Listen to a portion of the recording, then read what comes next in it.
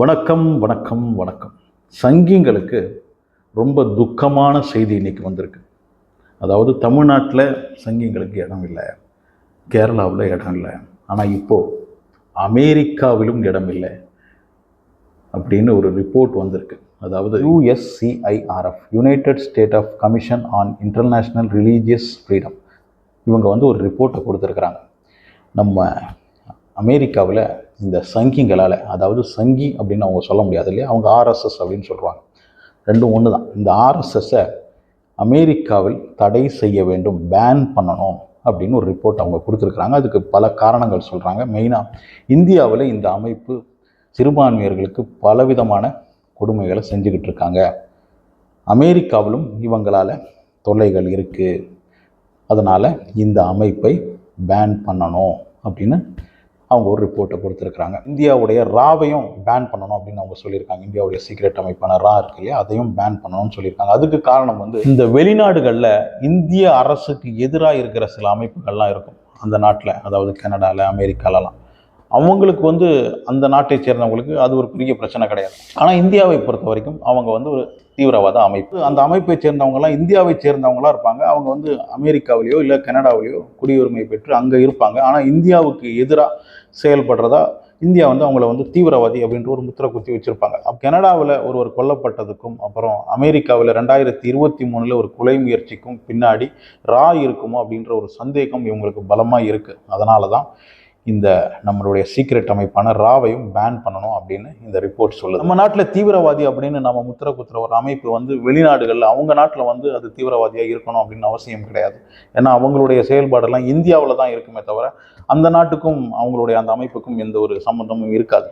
அப்படி இருக்கும்போது அந்த நாட்டை சேர்ந்தவங்களை இந்தியாவிலிருந்து ஒரு ரா ஏஜென்ட் கொலை பண்ணுறாங்க, இல்லை கொலை முயற்சி நடத்துகிறாங்க அப்படின்போது அது அந்த நாடு ஒருபோதும் ஒத்துக்காது. ஸோ அது அந்தந்த நாட்டுடைய பாதுகாப்பையே கேள்விக்குறியாக்கும். அதனால் இந்த மாதிரி சம்பவங்கள் எல்லாம் ஒருபோதும் எந்த நாடும் அக்செப்ட் பண்ணிக்காது. கனடாவில் நடந்த ஒரு கொலைக்கும் அமெரிக்காவில் நடந்த ஒரு கொலை முயற்சிக்கும் பின்னாடி ரா இருக்குமோ அப்படின்ற ஒரு சந்தேகம் இவங்களுக்கு பலமாக பல வருஷமாக இருக்குது. அதனால தான் நம்ம சீக்ரெட் அமைப்பான ராவை பேன் பண்ணணும் அப்படின்னு இந்த USCIRF ரிப்போர்ட் கொடுத்துருக்குறாங்க. இது வரைக்கும் அந்த ரிப்போர்ட்டை தான் கொடுத்துருக்குறாங்க. அதுக்குள்ளேயும் பிஜேபியை சேர்ந்தவங்க அவங்களுடைய வேலையை ஆரம்பிச்சிட்டாங்க. இந்த ரிப்போர்ட் எதுக்காக கொடுத்துருக்குறாங்க? சிறுபான்மையர்களுக்கு எதிராக மெயினாக இந்த RSS அமைப்பு பெரிய தாக்குதல்லாம் நடத்துது, அதனால தான் அவங்க அந்த ஒரு அமைப்பை பேன் பண்ணணும் அப்படின்னு சொல்லியிருக்கிறாங்க.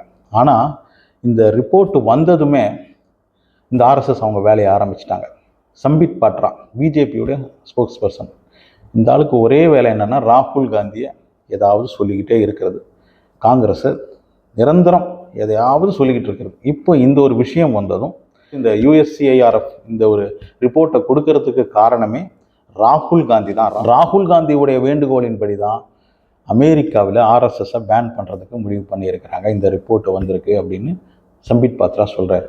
विरोध का रिपोर्ट है, ये बनाया गया है। ये राहुल गांधी जब विदेश जाते हैं तो इन्हीं प्रकार के लोगों के साथ मिलकर किस प्रकार भारत के छवि को धूमिल किया जाए, किस प्रकार भारत के छवि को डेंट किया। அதுக்கு காரணம் சம்பித் பாத்ரா என்ன சொல்றாருன்னா, இந்த USICRF உடைய சேர்பர்சன் ஒரு பாகிஸ்தானி, அதாவது பாகிஸ்தானில் பிறந்து அமெரிக்காவுக்கு குடியேறிய 1980லேயோ 90லேயோ குடியேறிய இப்போ அமெரிக்கனாக இருந்தாலும் அவர் பிறந்தது பாகிஸ்தான். அவருடைய பேர் ஆசிஃப் மஹமூத். ஸோ அவர் ராகுல் காந்தியுடைய பேச்சை கேட்டு தான் இப்படி ஒரு ரிப்போர்ட்டை கொடுத்துருக்கிறாரு அப்படின்னு சம்பித் பாட்ரா சொல்கிறார். எனக்கு ஒரு விஷயம் புரியல. நம்ம மோடிக்கு இல்லாத பலமாக அமெரிக்காவில் என்ன வேணால் மோடி நினச்சா செய்ய முடியும் இல்லையா, அவ்வளோ பலம் வாய்ந்த ஒரு விஸ்வகுரு. அவரால் செய்ய முடியாத ஒரு விஷயத்தை ராகுல் காந்தியால் செய்ய முடியுது அப்படின்னா யார் பலம் வாய்ந்தவங்க? அமெரிக்காவை பொறுத்த வரைக்கும் ராகுல் காந்தி ரொம்ப பலம் வாய்ந்தவரா. மோடியால் கூட இது செய்ய முடியாது. மோடி இப்போ ராகுல் காந்தி இந்த அமைப்பை பேன் பண்ணுங்க அப்படின்னு வேண்டுகோள் விடுத்தாருன்னு வச்சுக்கோங்க, அதை பண்ணாதீங்க அப்படின்னு மோடி சொன்னால் அவங்க கேட்க முடியாதா? அவங்க கேட்க மாட்டாங்களா? அந்த அளவுக்கு மோடிக்கு பலம் இல்லையா? அப்போ சம்பித் பாட்ரா மோடியுடைய பலத்தை கொஸ்டின் பண்ணுறாரு, அதுதானே? அப்போ சம்பித் பாட்ரா என்ன சொல்கிறாருன்னா, மோடியை விட ராகுல் காந்தி பலம் வாய்ந்தவர் அமெரிக்காவை பொறுத்த வரைக்கும் அப்படின்னு சொல்கிறாருன்னு நினைக்கிறேன் இல்லையா?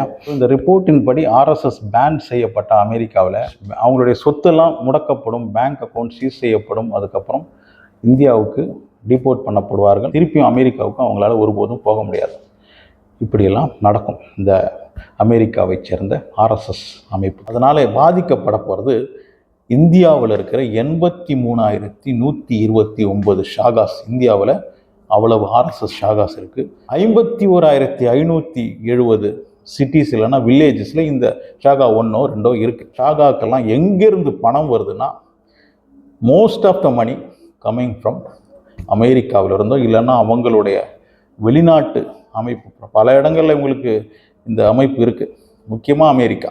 ஸோ அங்கேருந்து வர்ற பணம் தடைப்படும். இந்தியாவில் இருக்கிற 83,129 ஷாகாவின் செயல்பாடும் தடைப்படும். அவங்களுக்கு இந்த ஃபண்டு கிடைக்கிறது கஷ்டமாக இருக்கும். இங்கே லோக்கலில் இருக்கிற பிஜேபி கிட்ட இருந்து தான் கலெக்ட் பண்ணி அத்தனை ஷாகாவையும் மெயின்டைன் பண்ண வேண்டியிருக்கும். சரி, ஆர்எஸ்எஸ் ஷாகாவையும் பிஜேபி ஃபண்டு கொடுத்து மெயின்டைன் பண்ணணும் அப்படின்னு கேட்டிங்கன்னா, ஆர்எஸ்எஸ் அப்படிங்கிற கோழி போட்ட முட்டை தான் இந்த பிஜேபி. பிஜேபிக்கும் ஆர்எஸ்எஸ்க்கும் ஒரே சித்தாந்தம், ஒரே கொள்கை தான். ஆனால் இந்த ஆர்எஸ்எஸ் அப்படின்ற அமைப்புக்கு ரிஜிஸ்ட்ரேஷன் கிடையாது. அது ஒரு ரிஜிஸ்டர் செய்யப்பட்ட அமைப்பு கிடையாது. ஆர்எஸ்எஸ் உடைய ரிஜிஸ்டர் செய்யப்பட்ட ஒரு அமைப்பு தான் இந்த பிஜேபி. ஏன்னா இந்த ஷாகா இருக்கு பாருங்க, ஆர்எஸ்எஸ் உடைய ஷாகாலேருந்து தான் நிறைய பேரை அவங்க பிஜேபிக்கு உள்ளே கொண்டு வருவாங்க. ஏன்னா அவங்கெல்லாம் ரொம்ப நம்பிக்கையானவங்களாக இருப்பாங்க. என்ன சொல்கிறாங்களோ அதை கரெக்டாக செய்வாங்க. அவங்களுக்காக மட்டும் வேலை செய்வாங்க. அவங்களுக்கு இந்த மனசாட்சி அப்படின்றது இந்த ஆர்எஸ்எஸ்காரங்க கிட்ட எதிர்பார்க்கவே முடியாது. அவங்க மேலேருந்து வர்ற உத்தரவை அப்படியே கடைப்பிடிப்பாங்க. பின்னாடிலாம் எதுவும் யோசிக்க மாட்டாங்க. ஸோ அந்த மாதிரி ஆட்கள் தான் இவங்களுக்கு தேவை. அவங்கள மாதிரி ஆட்களை பல இடங்களில் உள்ள சொருவி வச்சுருக்கிறாங்க இந்த பிஜேபி. நமக்கே தெரியும் பிஜேபி எத்தனை முக்கியமான பதவியில் ஆர்எஸ்எஸ்காரங்களை கொண்டு வச்சுருக்கிறாங்கன்னு. ஏன்னா அவங்கெல்லாம் இந்த ஷாகாலேருந்து வர்றவங்க. அவங்களுக்கு வேறு எதுவுமே பார்க்க வேண்டியதில்லை. அவங்கள அப்படியே டியூன் பண்ணி வச்சுருப்பாங்க. அவங்கள அப்படியே டியூன் பண்ணி வச்சுருப்பாங்க. அதுக்கேற்ற மாதிரி மட்டும்தான் நடந்துப்பாங்க. இந்த ஏற்கனவே இவனுங்க ஆரம்பிச்சிட்டாங்க. இதுக்கெல்லாம் காரணம் ராகுல் காந்தி தான். ராகுல் காந்தி சொன்னதுனால தான் இந்த மாதிரிலாம் நடக்குது. இந்தியாவை பற்றி எல்லா விஷயத்தையும் போட்டு கொடுக்கறது ராகுல் காந்தி தான் அப்படின்னு இந்த சங்கியோ இல்லைன்னா பிஜேபியை சேர்ந்தவங்களும் ரெகுலராக சொல்கிற ஒரு விஷயம். ஏன்னா நீங்கள் பண்ணுற இந்த கொடுமையெல்லாம் உலகம் ஃபுல்லாக பார்க்காதா?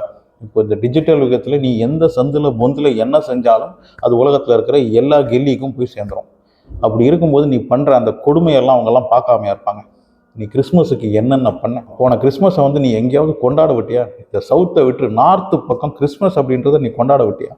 ரோட்டில் அந்த கிறிஸ்மஸ் தாத்தாவுடைய தொப்பியை வைக்க விடல, அது தப்புன்ற. கிறிஸ்மஸ் ஸ்டாரை வைக்கக்கூடாது, கேக்கை வைக்கக்கூடாது, கேக்கை வெட்டக்கூடாது, சர்ச்சுக்குள்ளே ப்ரேயர் பண்ணக்கூடாது. என்னென்ன கொடுமை பண்ண அதையெல்லாம் இந்த உலகம் பார்க்காம இருந்திருக்கும். இல்லை அதெல்லாம் அமெரிக்காக்காரன் பார்க்காம இருந்திருக்கும். நீ அதெல்லாம் இங்கே செய்கிற. இந்த மாதிரி செய்கிறவங்க இங்கே எத்தனை பேர் இருக்காங்க அப்படின்னு அவன் கணக்கு பண்ண மாட்டானா? ஏன்னா இங்கே ஒரு கூட்டத்தை நீங்கள் சேர்த்து வச்சுருக்கிறீங்களே. நரேந்திர மோடி வரும்போது ஒரு 50,000 பேரை நீ ஒரு தடவை ஹவுடி மோடிக்கெல்லாம் கூட்டிகிட்டு வந்த. இதெல்லாம் யார்? இவங்களெல்லாம் எப்படி இவங்க சேர்த்தாங்க? இவங்களுக்கெல்லாம் எப்படி அந்த இன்ஃபர்மேஷன் போச்சு அப்படின்லாம் அவன் யோசிக்க மாட்டானா? அதெல்லாம் அவன் யோசிக்கும் போது தெரியும் இப்படி ஒரு அமைப்பு இங்கே இருக்குது. இதிலேருந்து மெசேஜ் பாஸ் பண்ணி இங்கே ஒரு குரூப்பை உருவாக்கி வச்சுருக்கிறாங்க.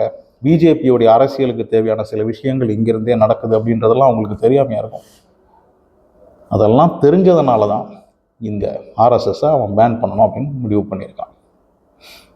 சிக்குகாரங்களும் கிறிஸ்டியன்ஸும் முஸ்லீம்ஸும் இந்த ஆர்எஸ்எஸ் உடைய இல்லைன்னா அவங்களுடைய கிளை அமைப்பு மூலமாக பெரிய அளவில் கொடுமைப்படுத்தப்படுறாங்க அப்படின்றதையெல்லாம் அந்த ரிப்போர்ட் சொல்லுது. அது மட்டும் கிடையாது. ஒரு 12 வருஷத்துக்கு முன்னாடி வரைக்கும் வெளிநாடுகளில் எந்த ஒரு ஃபெஸ்டிவலாக இருந்தாலும், நம்ம நாட்டுடைய எந்த ஒரு ஃபெஸ்டிவலாக இருந்தாலும் அவங்கெல்லாம் வீட்டுக்குள்ளே கொண்டாடுவாங்க, கோயிலுக்கு போவாங்க, சொந்தக்காரங்க வீட்டுக்கு போவாங்க. அந்த பண்டிகையை இப்படி தான் கொண்டாடிக்கிட்டு இருந்தாங்க. அந்த நாட்டை சேர்ந்தவங்களும் அவங்களுடைய பண்டிகையை அப்படி தான் கொண்டாடிக்கிட்டு இருந்தாங்க. பப்ளிக் நியூசன்ஸ் எதுவும் இல்லாமல், பொதுமக்களுக்கு இடைஞ்சல் இல்லாமல் அவங்கெல்லாம் பண்டிகையை கொண்டாடிக்கிட்டு இருந்தாங்க. ஆனால் பிஜேபி ஆட்சிக்கு வந்ததுக்கப்புறம் ஒரு 12 வருஷமாக இவங்க ஆடுற ஆட்டம் இருக்குது பாருங்கள். இந்த ஆர்எஸ்எஸும் அவங்களுடைய அந்த சங்கி அமைப்புகளும் இந்தியாவில் நம்ம தெருவில் என்னென்னலாம் செய்கிறோமோ அது எல்லாமே அவன் நாட்டில் அதெல்லாம் பண்ணக்கூடாது. அவன் நாட்டில் இது பப்ளிக் நியூசன்ஸ், அவன் நாட்டுக்குன்னு ஒரு சட்டத்திட்டம்லாம் இருக்குது. அதையெல்லாம் மீறி நீ உன்னுடைய தெருக்களில் செய்கிற மாதிரி அவன் நாட்டில் போய் அங்கே போய் அவன் தெருக்கள்லேயே போயிட்டு ஜெய் ஸ்ரீராம் சொல்லு, அதை சொல்லு, இதை சொல்லுன்னு போயிட்டு அப்புறம் அதை உடைக்கிறது இதை உடைக்கிறதுன்னு மொத்தம் அந்த தெருவெல்லாம் மோடி உனக்கு வாங்கி கொடுத்த மாதிரி அங்கே போய் அட்டகாசம் பண்ணிக்கிட்டு இருந்தேன். ஸோ அப்போல்லாம் அவன் பார்க்க மாட்டானா இவங்கெல்லாம் யார்? இது வரைக்கும் நம்ம நாட்டில் நடக்காத இந்த விஷயங்கள்லாம் இப்போ நடக்குது. அப்போ இவங்கெல்லாம் எங்கேருந்து வராங்க அப்படின்றதெல்லாம் அவன் பார்க்க மாட்டானா? அதையெல்லாம் பார்த்துருக்குறான், அவன் எல்லாம் ஸ்டடி பண்ணியிருக்கான். அதனால தான் உங்களுக்கு இப்படி ஒரு பேன் வேணும், இந்த ஆர்எஸ்எஸ் அமைப்புக்கு பேன் வேணும் அப்படின்ற அந்த ரிப்போர்ட் போயிருக்குது. உங்கள் கருத்தை என்ன கமெண்ட்டில் வந்து சொல்லுங்கள். ஆனால் ஸ்டூடெண்ட் சேனலை சப்ஸ்கிரைப் பண்ணி வச்சுக்கோங்க, லைக் ஷேர்லாம் கூட பண்ணுங்கள்.